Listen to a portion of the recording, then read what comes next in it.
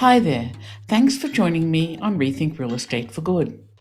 I'm Eve Picker, and I'm on a mission to make real estate work for everyone. I love real estate.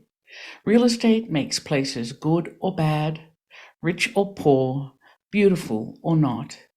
In this show, I'm interviewing the disruptors, those creative thinkers and doers that are shrugging off the status quo in order to build better for everyone.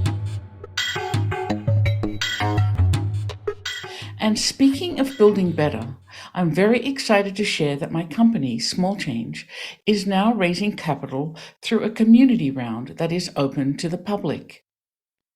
Small Change is a leading equity crowdfunding platform for impact investment in real estate.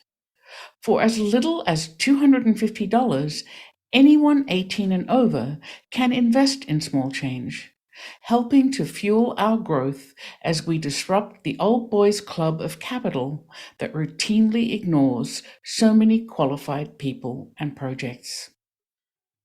Please visit wefunder.com/smallchange to review the full details of our raise and to make an investment if you can.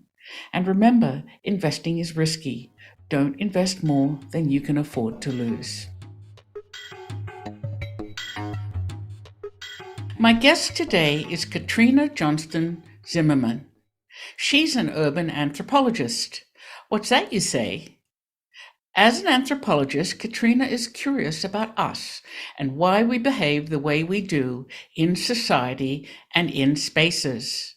As an urbanist, she's passionate about our cities and how we can make them better for us mentally and physically. Katrina is applying anthropological principles, research methods, and the lessons learned from our collective history to the present day, observing interactions between people and the built environment in the spaces between buildings. This is what an urban anthropologist does. Listen in to learn more. If you'd like to join me in my quest to rethink real estate, there are two simple things you can do. Share this podcast and go to rethinkrealestateforgood.co, where you can subscribe to be the first to hear about my podcasts, blog posts, and other goodies. Hi, Katrina. Thank you very much for joining me today. Thank you so much for having me.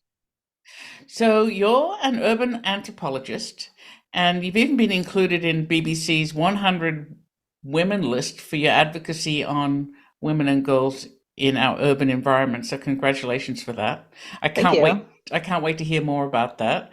But first, I'm really fascinated by the title Urban Anthropologist. What does that mean? So, a fun story. I actually have this title because I like having people ask me that question. I kind of consider part of my role as an everyday advocate to that extent. But really, it just means I'm an anthropologist that specializes in cities. Some people focus on linguistics, some people are archaeologists, but there's no degree for this. So I have an undergraduate degree in anthropology and a graduate degree in urban studies, and I focus on people and human behavior in public spaces. So, what came first? Which degree? Anthropology. And what led you to urban studies? Yeah, honestly, it's a pretty funny track because I actually started as an artist. So I was thinking I was going to be a fine artist. I did a year of fine arts degree in Massachusetts. And then I just sort of realized it wasn't very lucrative sounding. And so, of course, I became an anthropologist, which is exactly the same problem. But really, I've always just been very interested in culture. And, like I thought art history would do it for me, but not really. And so I dabbled in sociology and archaeology, did a dig in Cyprus. And then my last semester of my anthropology undergraduate degree, I took a class on our earliest cities.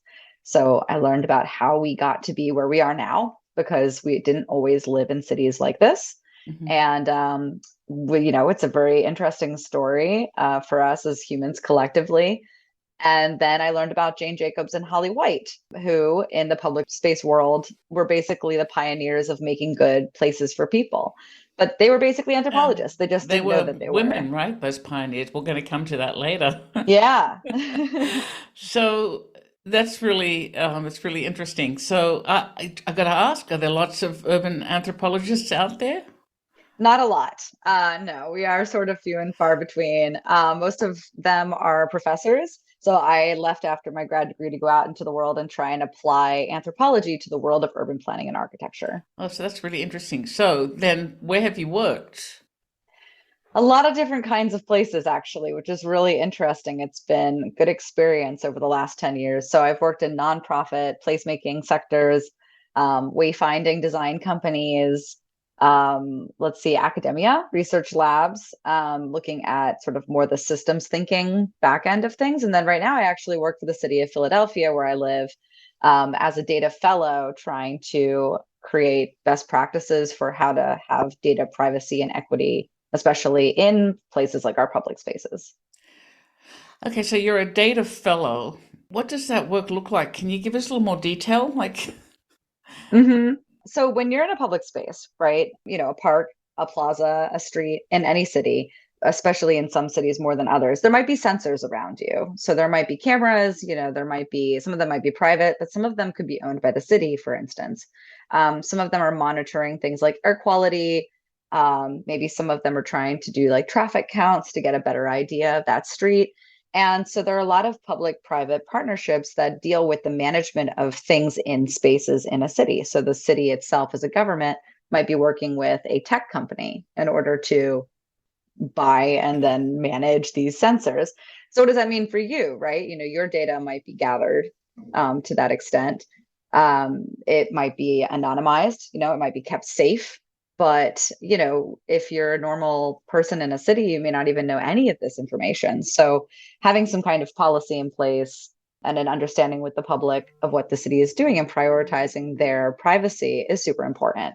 So I'm doing a lot of investigatory research on other cities, best practices, policy like language, and specific projects. And some of them didn't go very well in some cities.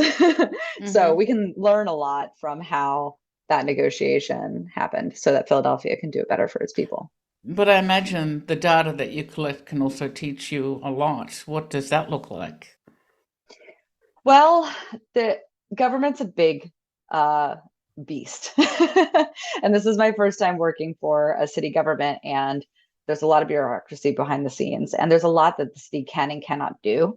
So normally I'm dealing with the people side, doing surveys or observing people in public space. I'm kind of a professional people watcher. So going behind the scenes, looking into these details, it still gets back to the people, but it's hard sometimes to draw that line, like the city is so focused on trying to just like put out fires literally like all day, and so it's really important to think about, okay, how does this impact the person on the ground, and what kind of perception do they have about the city if this is or is not happening? Because a city, as I advocate, as I give talks, because I also give a lot of talks about things, not just everyday advocacy, but talks at conferences and so forth. The issue with our separation right now, with our divide, especially in this country, is about trust. It's hard for a normal person walking down the street to feel a level of trust and confidence in a city if there's garbage everywhere, right? That kind of an hmm idea that impacts everybody all the day, and like all the time, every day, and you just might not think of it that way. But if you have a hmm better understanding that the city is thinking about you and caring for your needs, then maybe that also makes you a better, citizen, quote unquote, right? So I'm gathering fellow is a limited stint, right? You have a company Yes. called Think Urban. hmm What type of projects were you doing there?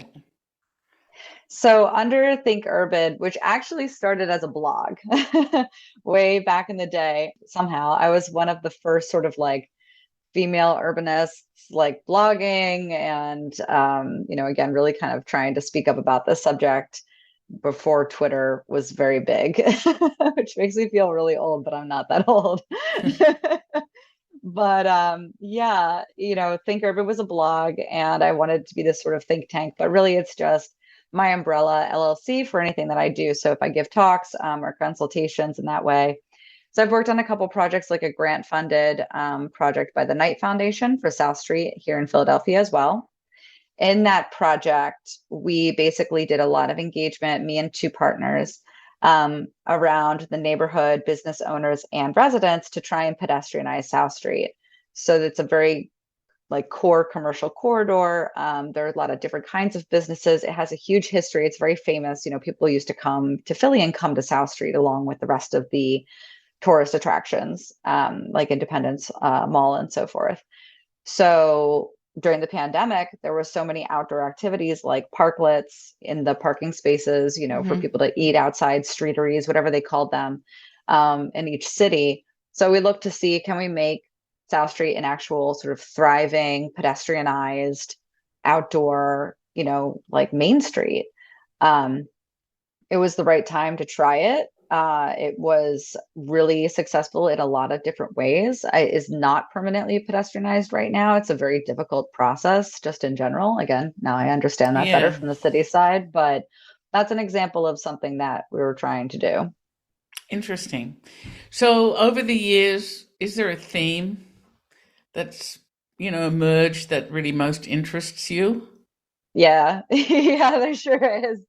And it's really funny because it took a while for this theme to come out. Definitely women in cities. I learned that from my workplaces and my personal experiences, my friends, really just paying attention more to who was in the limelight, like who is being featured, like who's being hired, who's speaking, who has books, etc. And that's predominantly men in the urbanist world, whatever you're looking at, architecture, planning, economics, etc. That's basically all white men of a certain age and background, and that's it. So that's a big piece of what I focused on. It's why I've been featured in things and why people want me to give talks and so forth. But moving beyond just gender equity, the thing that I've noticed the most, I've been to a bunch of different cities. I always observe wherever I am, basically every day too, just on the street, what people are doing and also what people leave behind, you know, what people are writing, posting up in places like objects, kind of like an everyday, like living archaeology. And the thing that I find the most in all places that I think is really telling is I just see little hearts, you know, just everywhere.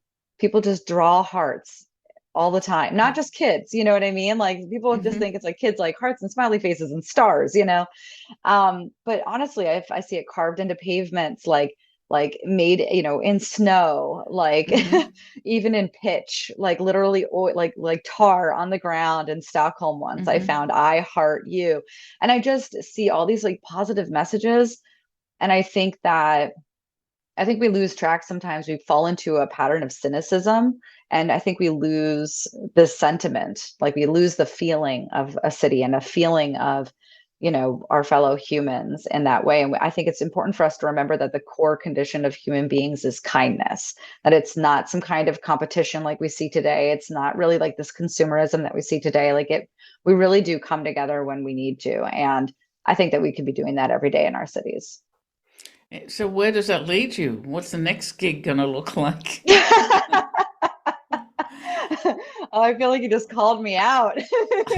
No, I mean, I'm still trying to wrap my head around, urban I know. anthropology, and it's got to be useful because you've made a career out of it. So really, what would be the next gig for you? Well, it is still challenging because even just direct observation, even just, you know, looking to see what people are doing and asking them what they're feeling and thinking in a place before and after making changes to that place. That's Mm-hmm. not standard. Like that's not Mm-hmm. it's not built into the urban planning process. Like engagement is, but engagement can be a lot of different things, you know, and there are a lot of issues with that too. And Well, so, because some people, if you engage, if you have engagement, people will tell you that they want a certain thing or certain behavior, but it's not actually the way they behave, and they may not be aware of it. Is that what you mean by yes, that? Yeah. correct. And that's very astute because not a lot of people really understand that a lot of what they're doing is just an instinct. I mean, this is just an instinctive reaction. Mm-hmm. So, you know, unless you're really in tune, and I also teach people this in terms of, you know, workshops and things like that. Like, try being more in tune, and then try putting yourself in someone else's shoes. It's sort of a design thinking exercise, but like go into a plaza and just think, okay, where would I go in this place right now? Like try not to think of it first, then try to think of it more overtly, then try to think of it in a different situation, and you'll be really sort of, I think, pleasantly surprised by your reaction. Because I'm a white female of a certain age, and if I'm alone, et cetera, whatever have you. There's a lot of different things that come with Mm-hmm. me along with everybody else. We all have our biases and our experiences. So my experience walking into that place, I'm like, oh, I don't want to go over there. That looks like a creepy place. Or I don't even want to enter this place because there's just literally just men in that space or something like that. Who knows? Mm-hmm. Or there's Mm-hmm. nobody in that space. Like, okay, now I'm not going to go there either. But then you think about like, oh, well, what would I do if I was this kind of a person or whatever? What are the kids doing? Are there elderly individuals here? Like, what are they doing? And so on. So I would think this would be enormously useful for all the public place planning that's going on right now after the pandemic. Yes. There's a wave of thinking about how to use public spaces. Are any architects or public space planners turning to urban anthropologists for help? Thankfully, yes. And there are more larger architecture companies now, and also real estate development companies. I mean, there's also, depending on the world you're in, they blend together quite a bit in some cases. So the larger companies, especially the international ones, do tend to have sort of research departments. And, research, it could be external research, it could be internal research, on site or for consulting projects. And those kinds of teams do have folks more in Mm-hmm. line with my experience, more of that multidisciplinary kind of approach to things. So that's definitely hopeful. And then there are a couple other companies that really do feature that very prominently in their work, like Gale Architects is a great example. And they have, from the beginning, done that kind of observational Mm-hmm. work.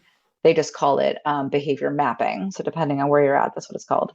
Yeah, I think it would really help because sometimes you walk into an urban space and you wonder how it ever became that. It's really not a very pleasant space to be in. And Welcome to my life. yeah, yeah. Yeah, it's kind of a problem. So, okay, now I want to veer off on. I read one of your very provoking articles called Urban Planning Has a Sexism Problem, where you write about the overwhelming Y chromosome bias in the architecture and urban planning fields. As that's like been my life, I've certainly noticed that. How bad is that Y chromosome bias? Well, it's pretty bad. And it has been bad or the same for actually about 5,000 years, which is very A interesting to long think of time. it. That's a long It time. is. It's not a long time in terms of like all of human evolution. So technically speaking, there's a lot more time that it wasn't like this. But like as I like to tell people, if you imagine that human evolution was like a clock, so like 24 hours of a day, for literally the entirety of that day from morning till night until about 11:30, like actually it's probably like 11:59 and 30 seconds, like that extremely small little click of the clock. Then we were in cities. The entire rest of the time we were hunter gatherers. So we were constantly just like, a normal sort of animal on this planet, moving around from place to place, a part of the ecosystems. And then suddenly we decided about 10,000 years ago to settle down. And there are various reasons people think that this happened, but I mean, we basically, once we settled down, it just spread across the globe. And now we have settled down since then. And now we're majority urban for the first time. But after the earliest cities, just the first ones where it was more like a commune, it seemed to be more gender equitable. It seemed to be less violent, like or not violent. It had no major hierarchy. There was no commerce system.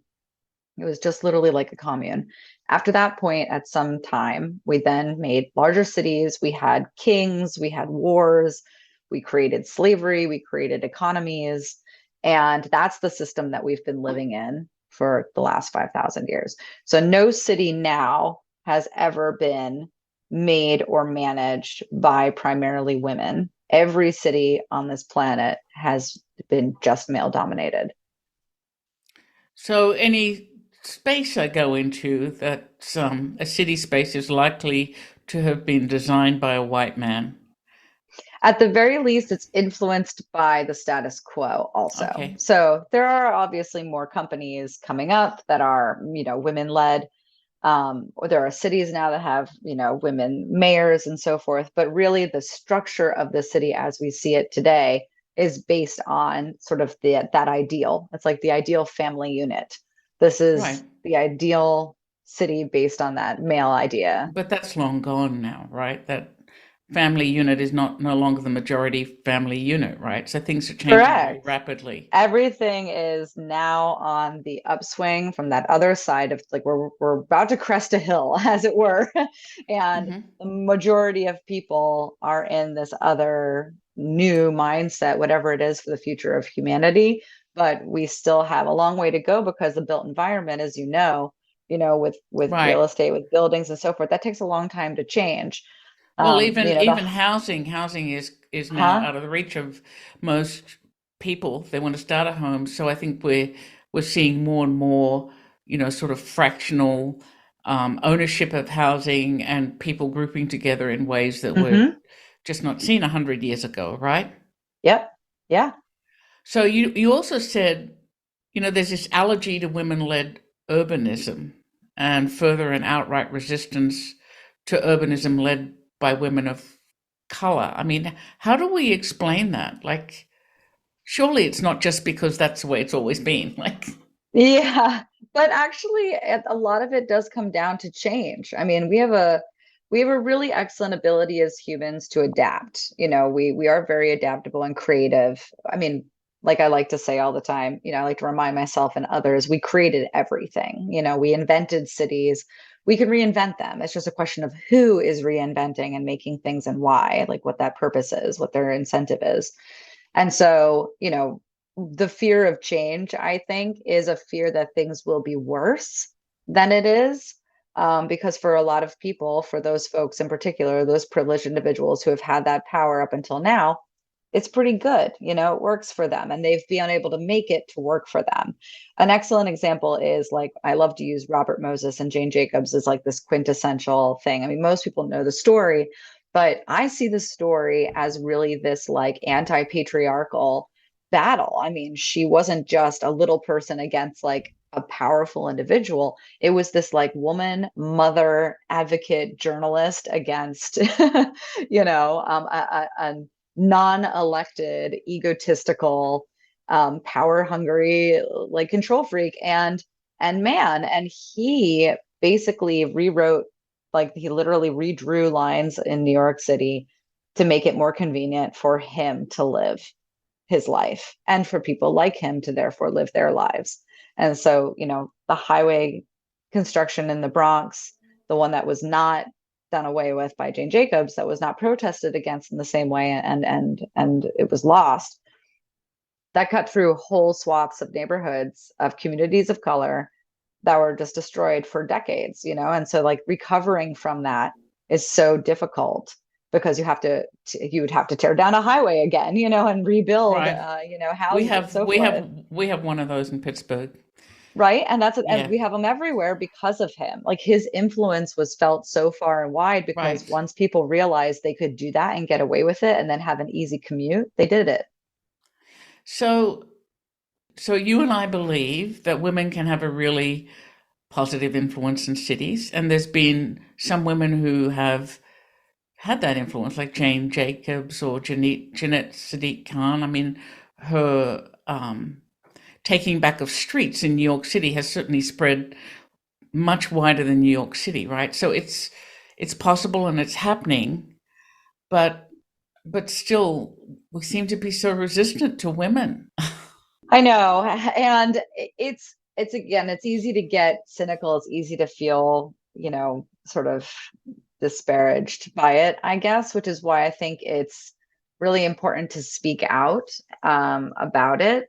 And I think it's sort of like the elections. I think that's probably the best example right now is like we need to be putting more people in these positions of power who are not what we have seen before. And that's actually a whole diversity of individuals. It's not just women as, women identified. It's also trans and non-binary individuals. It's individuals with different abilities, neurodivergent individuals and so forth. Like there's just so much diversity out there that can be infused into the process.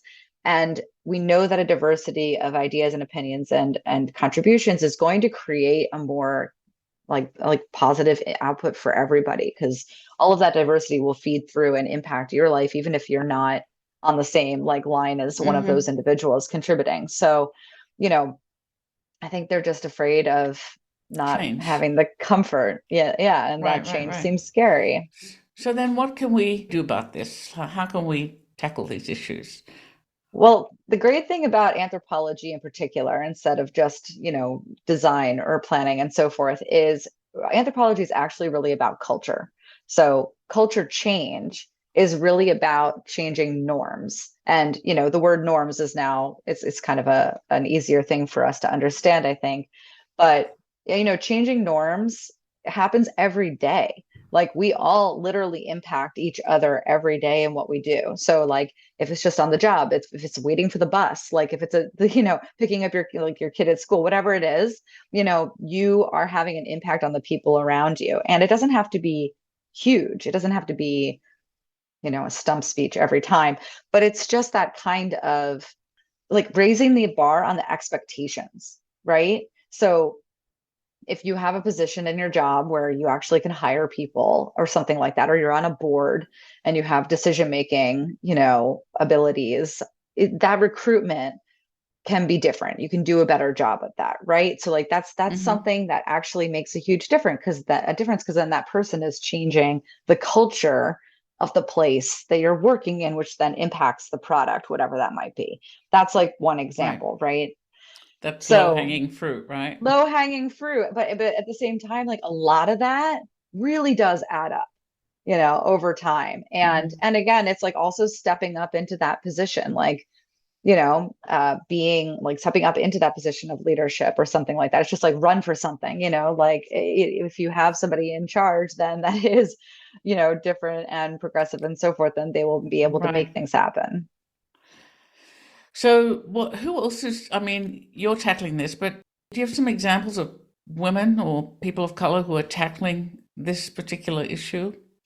Yes, I do reference this in the article too, which was pre-pandemic, by the way. So, not to say that things have changed too much, but it's all related. And I think streets are a really excellent way of thinking about this. Like you mentioned, Janet Sadiq Khan.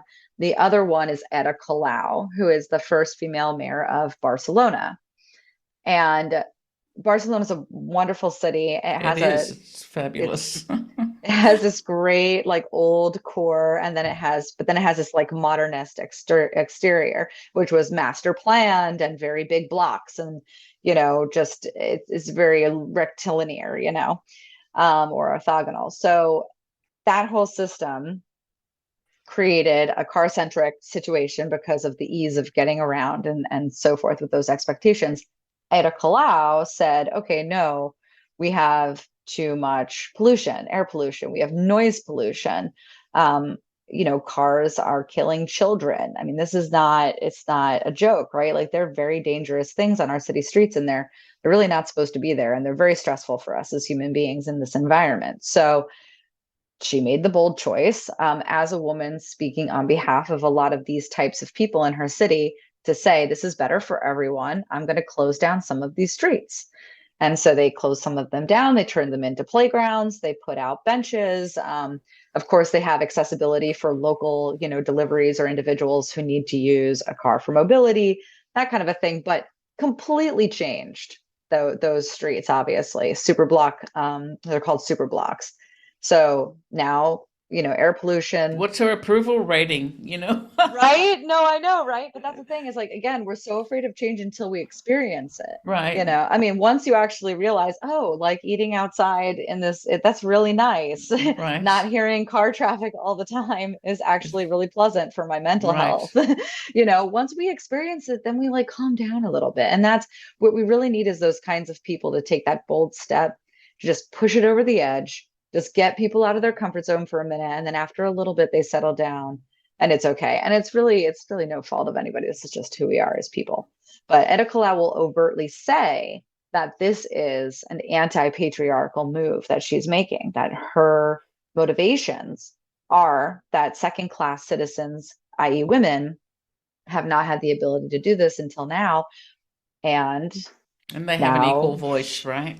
now she can, and now we can, and now we see what the like repercussions of that are, which are, I mean, it's beautiful. That's a great story. I haven't been Yeah. to Barcelona for a while. I'm gonna have to go back there and check it out. Yes. You also co-founded something called the Women-Led Cities Initiative, which sounds really fascinating. What is that? Yeah, so the article led to, and sort of my personal awareness of my own experiences, literally my bookshelf. I mean, it's as simple as just like I just turned to look at my books, but like looking at your bookshelf and going, hang on a second, all of these were written by men.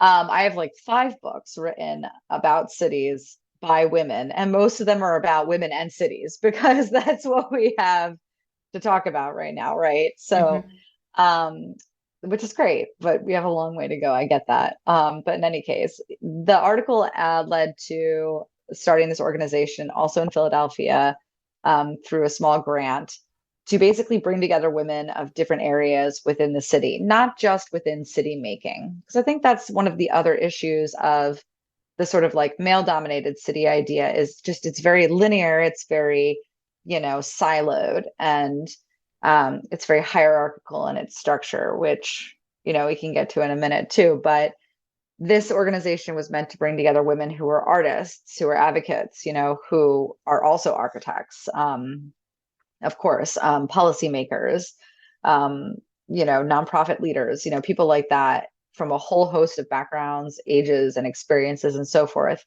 Just really talk about what a city is. And so this project had a couple workshops in Philadelphia, and then also did some workshops in other places like South by Southwest, again, all pre-pandemic.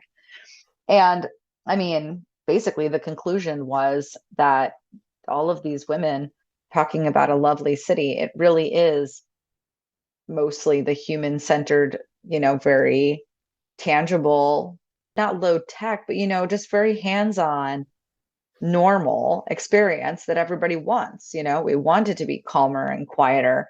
Also bustling, of course, like a city is like exciting, but we want to be less stressed. We don't want to be like unsafe. We want to be safe, obviously. We want to have places to play. We want to have places to eat. We want to be able to ride a bike. We want to be able to walk places and have a diversity of options. I mean, it's literally what we all know that we need. It's just that it's not necessarily being done. So, can I join? Sounds great. Thank you. No, I know.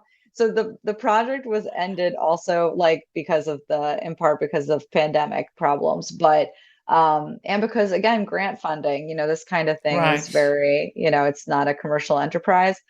But the fun thing is that these kinds of groups had started to exist around the same time that I was doing mine, and especially now. So really, honestly, anybody could start something in their city that is sort of a women-led XYZ. I was even in Torino, in Turin, in northern Italy for a conference in October just recently for Utopian Hours. I gave a talk on all of these things we're talking about. It was a wonderful experience, and I had a lunch and got to meet the women in charge of basically women focused Turin, as a Hmm. city. And the woman in charge of that, Anna Pratt, basically the Janet Sadiq Khan of Milan and northern Italy, right? I mean, she's just done so much good work for that region and has now brought together women in the same way that I was doing, but completely independently. I mean, it's clearly a Hmm. need, and it's something that I really highly That's encourage. just bubbling up. Yeah, yeah, yeah. Exactly. And I encourage everybody to start something like that if you can. So, what excites you most about the work you're doing? Oh, wow, that's actually a hard question. It is a hard question. Sorry. It's no, it's okay. I'm just surprised it's a hard question because I normally have an answer for everything. That's just me personally.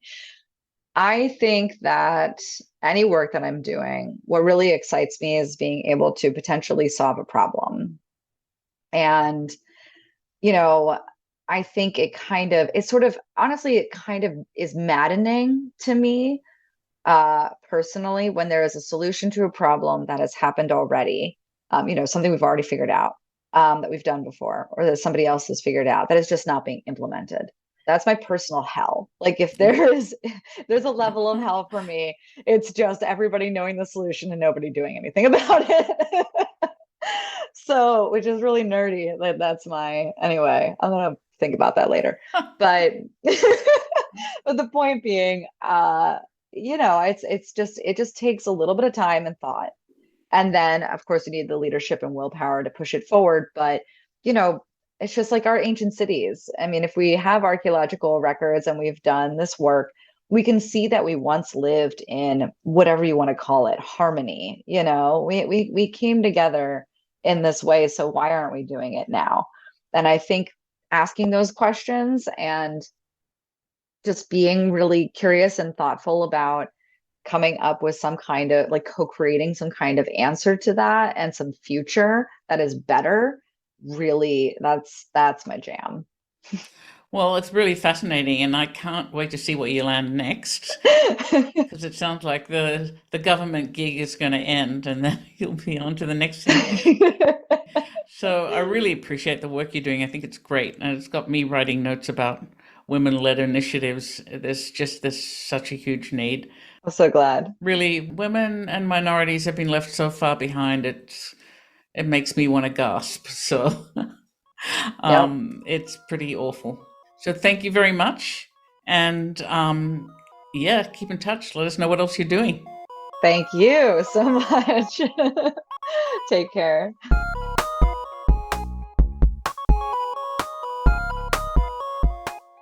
I hope you enjoyed today's guest and our deep dive. You can find out more about this episode or others you might have missed on the show notes page at rethinkrealestateforgood.co. There's lots to listen to there. You can support this podcast by sharing it with others, posting about it on social media, or leaving a rating and review. To catch all the latest from me, you can follow me on LinkedIn. Even better, if you're ready to dabble in some impact investing yourself, head on over to wefunder.com/small change, where you can invest directly in small change and our mission to democratize capital formation to create impact in commercial real estate development. A special thanks to David Allardyce for his excellent editing of this podcast and original music. And a big thanks to you for spending your time with me today. We'll talk again soon, but for now, this is Eve Picker signing off to go make some change.